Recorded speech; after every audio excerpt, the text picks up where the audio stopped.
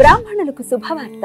సనాతన ధర్మ పరిరక్షణే ధ్యేయంగా ఏర్పడినటువంటి హిందూ మహాసంస్థానం విదేశాలలో ఉద్యోగాన్వేషణ చేయాలనుకున్న ఔత్సాహికులకై అభ్యర్థుల నుండి దరఖాస్తులు కోరుతుంది. సంప్రదించవలసిన వాట్సాప్ నంబర్ 9866153999.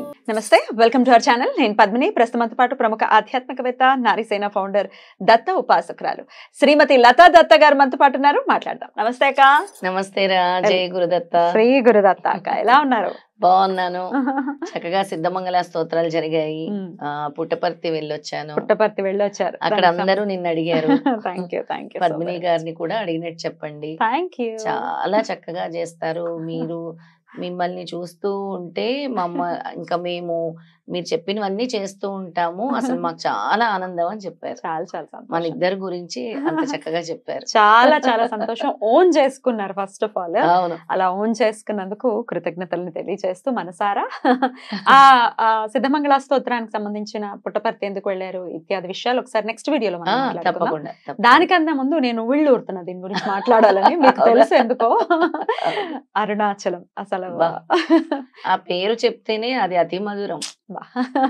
చెప్పలేము, ఆ ఫీలింగ్ చెప్పలేము, మాటల్లో ఎక్స్ప్రెస్ చెయ్యలేము. అరుణాచలం వైభవం గురించి కానీ, అసలు అరుణాచలం క్షేత్రం గురించి కానీ, జనవరిలో చాలా వైభవంగా అరుణాచలం యాత్ర వెళ్ళడం జరిగింది. మరొక్కసారి మీరు మీ ఆధ్వర్యంలో యాత్ర ఉండబోతోంది అరుణాచలానికి. అది ఎప్పుడు, ఏంటి అనే డీటెయిల్స్ ఒక్కసారి మీ ద్వారా. తప్పకుండా పద్మిని, నువ్వు అడిగిన దానికి మీ బావగారు ఎక్కడికి వస్తానని అనరు. అరుణాచలం యాత్ర ఎప్పుడు వేస్తున్నావు అని అడుగుతున్నారు. ఈ మధ్యలో నన్ను 2 సార్లు అడిగారు, ఇదేంటి అసలు ఎక్కడికి మీరు అడగరు అరుణాచలం, ఎందుకో అరుణాచలం అంటే అలా అట్రాక్ట్ చేస్తుంది అని అంటున్నారు. ప్రతి ఒక్కరిని అట్రాక్ట్ చేస్తుంది. ఏమో వస్తారేమో ఈసారి. వస్తారు ఎందుకు రారు, బావగారు రావాలి. అయితే ప్రతి ఒక్కరిని కూడా అట్రాక్ట్ చేస్తుంది అరుణాచలం. ఎందుకంటే మన మొత్తం ప్రపంచంలోనే అత్యద్భుతమైన పవర్ఫుల్ సెంటర్ ఏదైనా ఉందంటే అరుణాచలం అని చెప్పొచ్చు. అది ఉండేది కూడా త్రికోణంలో ఉంటుంది. ఆ ఎనర్జీస్ ఏవైతే ఉంటాయో యూనివర్స్ నుంచి, ప్రకృతి నుంచి, ఆ విధంగా అరుణాచలానికి వస్తున్నాయి. కాబట్టి అందరూ కూడా అరుణాచలం వైపు అట్రాక్ట్ అయిపోతున్నారు, ఒక మ్యాగ్నెట్ లాగా. ఎందుకు అనంటే మనము ఎన్నో జన్మల నుంచి చేసిన పాపాలు కూడా ఆ గిరి ప్రదక్షిణ, గిరివలం అంటాం మనం, గిరివలం వల్ల పోతాయి. ఒక్కసారి గిరి ప్రదక్షిణ చేస్తే కర్త కర్మ క్రియ ఈశ్వరుడే చేయి పట్టుకు నడిపిస్తారు అనే సేయింగ్ ఉంది. కాబట్టి ఒక్కసారి అరుణాచల శివ అనుకుంటూ నామజపం చేసినా ఈ జన్మకి చాలు అనుకుంటారు. అలాంటి అద్భుతమైన క్షేత్రం అరుణాచలం. అసలు మామూలుగా శివుడి గురించి మాట్లాడినప్పుడు శివుడి ఆ ట్రాన్స్ అసలు నెక్స్ట్ లెవెల్. అసలు ఏదో ఈ కోరికలు, ఈ ఐహికానికి సంబంధించినటువంటి సుఖాలు ఇవి కాదు, ఆయనలో కలవాలి.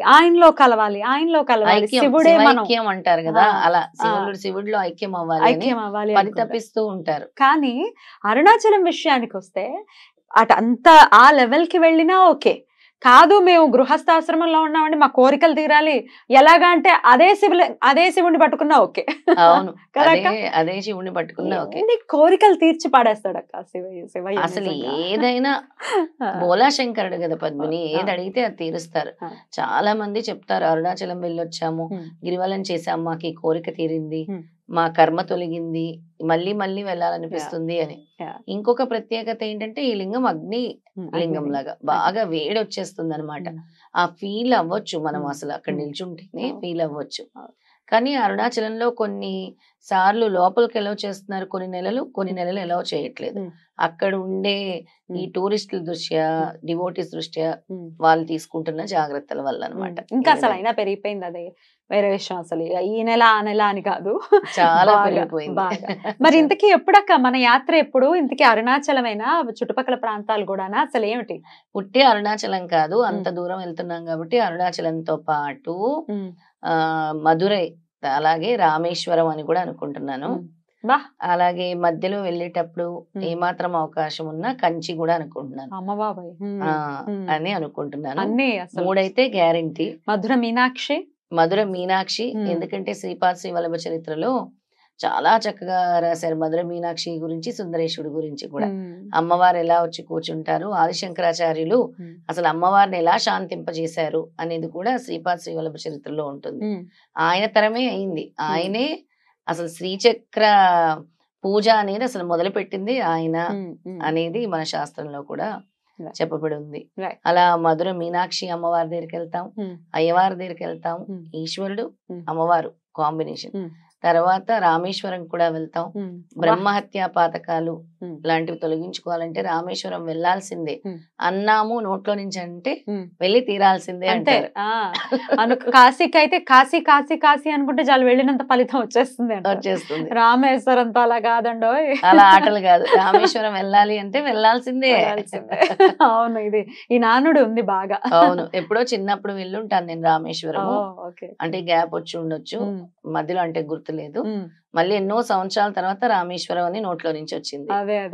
అక్కడ మనకి మన పాపాలు కడగటానికి 22 బావిలు కూడా ఉన్నాయని చెప్తారు. అంటే ప్రతి బావిలో కూడా ఒక్కొక్క బావిలో నీళ్ళతో కూడా మనం స్నానం చేస్తే పాపాలు పోతాయి అని చెప్తారు. అలాగే శ్రీరామచంద్రమూర్తి ప్రతిష్ఠించిన శివలింగం అని కూడా చెప్తారు. ఆయన విజయానికి ఈ లింగమే అసలు, ఆయన గెలవటానికి ఈశ్వరుడే చాలా, అంటే ఆయన శక్తి ఈయనకి ప్రసరింపజేశారు అని కూడా చెప్తూ ఉంటారు. అద్భుతం, అద్భుతం. సో 3 యాత్రలు. ఇంకా సమయం మనకి ఉన్నట్టయితే కంచి కూడా వెళ్తారు. కంచి దేవాలయానికి కూడా వెళ్ళటం జరుగుతుంది. అద్భుతం. ఇందుకే ఏ తారీఖుల్లో అక్క? సెప్టెంబర్ 20 స్టార్ట్ అవుతాము, 20th 21st ఉంటాము, 22nd ఉంటాము, 23rd బయలుదేరి 24th వచ్చేస్తాం. బ్యూటిఫుల్. 3 days యాత్ర, 3 రాత్రులు అంటాం కదా. Right right.